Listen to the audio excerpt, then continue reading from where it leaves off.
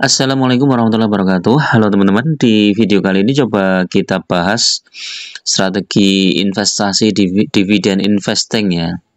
Khususnya kesalahan-kesalahan yang sering dilakukan oleh seseorang yang menerapkan strategi dividen investing ya. Jadi ada beberapa hal ya yang perlu diperhatikan kalau teman-teman mau pakai strategi ini. Jangan sampai salah ya teman-teman. Nah, dividen investing itu apa? Jadi dividen sendiri adalah pembagian keuntungan yang diberikan perusahaan atau emiten kepada pemegang saham. Jadi dibayarkan sesuai hasil RUPS ya teman-teman. Jadi tiap perusahaan itu beda-beda ya jadwalnya. Terus besarnya juga beda-beda. Mau berapa persen dari keuntungan? Terus kemudian nanti dibagi per lembar sahamnya dapat berapa.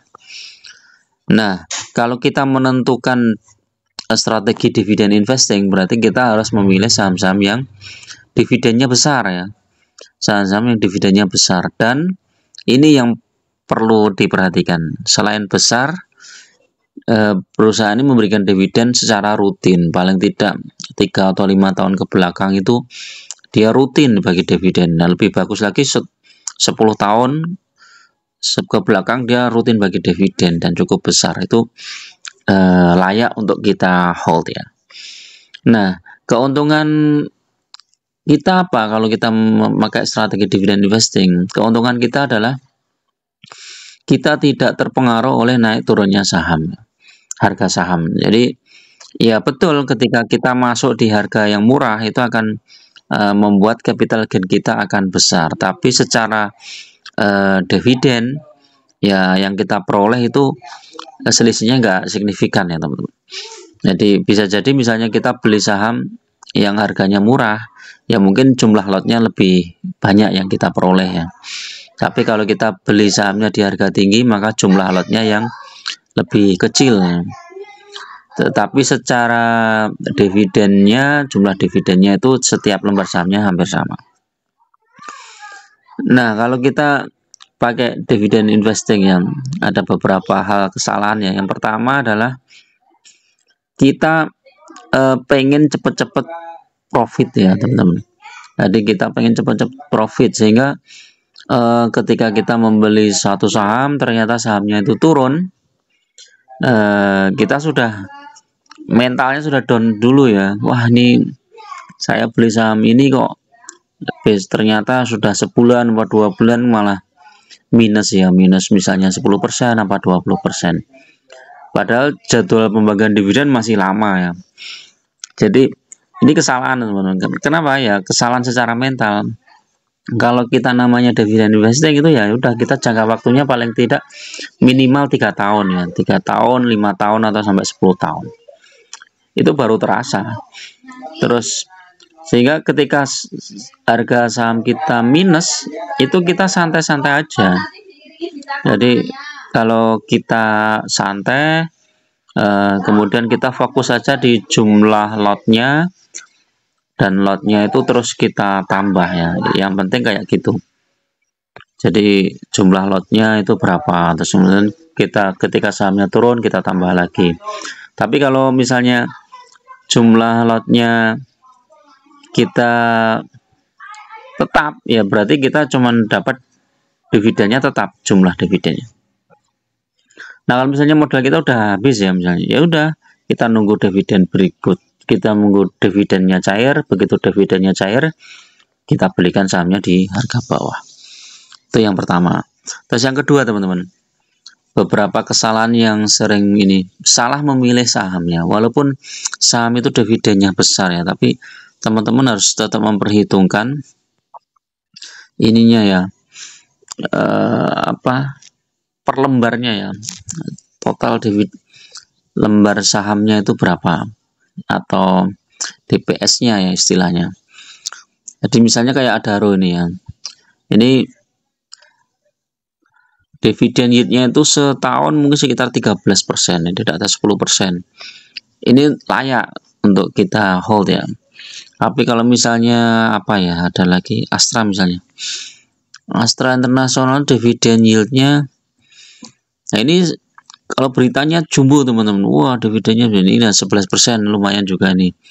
Ada lagi apa, Telkom, coba Telkom dividennya, nah ini 5,6, jadi cuma di bawah 10% ya, 7%. Tapi di beritanya ini dividen jumbo, jadi seperti ini misalnya, dividen ini 20 dividen trust. Nah ini kan, ternyata kalau kita lihat di imbal hasilnya itu ya cuman 5% kayak gini ya. Ini apa ini?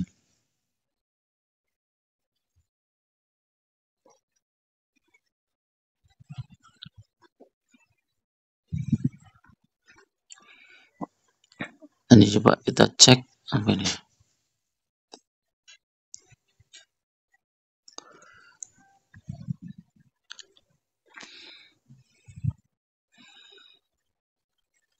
Terus apa lagi misalnya Unilever, ada dividen enggak? Unilever ini ya, ada nih dividennya. Kalau beritanya nih ya dividennya jumbo, cuma ternyata dia yieldnya cuma 5% ya, karena dibandingkan dengan harga sahamnya ternyata kecil ya. Jadi teman-teman kalau mau milih saham yang berdividen untuk dividen investing ya, paling enggak pilih saham yang dividennya di atas 10%, sehingga kita tinggal santai aja.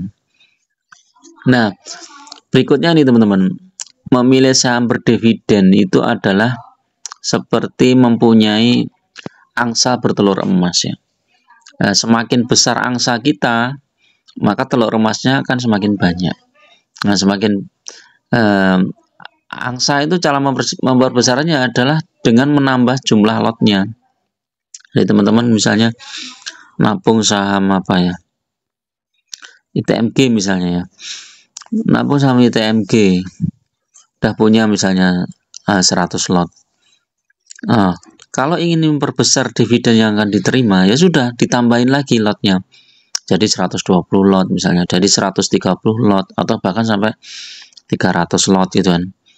Dan jadi makin besar makin besar. Nah, ketika angsa kita makin besar, telurnya juga makin banyak. Nah, karena saham yang kita miliki itu seperti angsa, ya jangan dijual.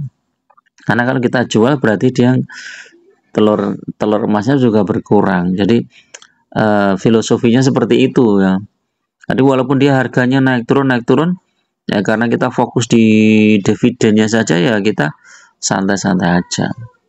Jadi ketika misalnya sahamnya tuh turun 20% harganya ya, tapi dividen berikutnya 1 tahun aja sudah misalnya 13%. Tahun kedua sudah nambah lagi ya, dari mungkin bisa sampai 15%. 13 tambah 15 sudah 28%.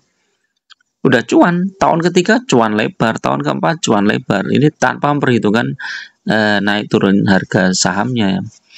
Belum lagi kalau pakai metode menggulung dividen ya. Jadi ketika kita dapat dividennya cair, kemudian kita belikan sahamnya di harga bawah. Ini seperti ini ya, contoh ITMG ini cair dividennya, cum date-nya 16 April, exit-nya 17 April, tapi cairnya 25 April. Nah, saat cair 25 April kita belikan lagi saham ITMG di harga bawah. Misalnya PTBA dividennya 397, cairnya tanggal 7 Juni 2024. Nah, saat tanggal 7 Juni itu kita dapat uang cash, kita belikan lagi harga sahamnya di harga bawah. Otomatis jumlah lembar saham kita kan bertambah. Nah, dengan bertambahnya jumlah lembar saham kita, maka dividen berikutnya di tahun 2025 itu juga akan bertambah besar teman-teman jumlahnya, karena dividen kan dihitung berdasarkan jumlah lembar saham ya. Jumlah lembar saham 100 dengan 100 lot dengan 120 lot jelas lebih banyak yang 120 lot. Jadi itu ya teman-teman, beberapa kesalahan yang sering dilakukan oleh investor yang memakai strategi dividen investing ya. Jadi ketika harga sahamnya turun ya nggak usah di cut loss karena kita sudah pakai strategi dividen investing. Jadi santai saja. Oke, itu dulu teman-teman untuk review malam ini ya. Mudah-mudahan bermanfaat. Tetap gunakan data dan fakta dalam berinvestasi. Jangan terjebak di saham-saham gorengan, saham-saham yang baru IPO, atau saham-saham yang ternyata fundamentalnya nggak bagus ya. Jadi pilih saham-saham yang fundamental bagus, terus syukur-syukur bagi dividen yang rutin dan besar ya. Karena saham yang bagi dividen dan besar rutin itu berarti perusahaannya cukup sehat. Terima kasih. Assalamualaikum warahmatullahi wabarakatuh.